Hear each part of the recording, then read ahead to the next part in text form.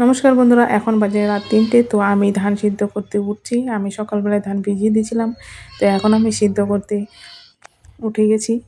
না হলে আবার সকালবেলায় অনেক কাজ থাকে, একসাথে হয় না।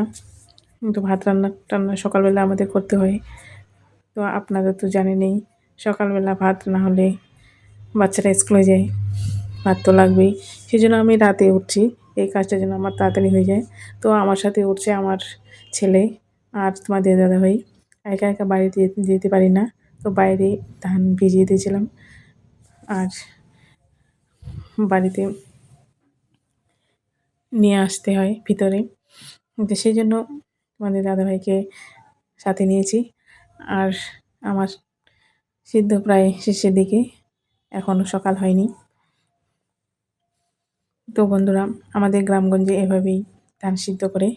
তা আপনারা কে কে ধান সিদ্ধ করেন সেটা তো জানেনই। আর যারা ধান সিদ্ধ করেননি, আমরা এইভাবেই ধান সিদ্ধ করি, তাদেরকে বললাম। তো ভিডিওটি ভালো লাগলে লাইক কমেন্ট অবশ্যই করবেন বন্ধুরা।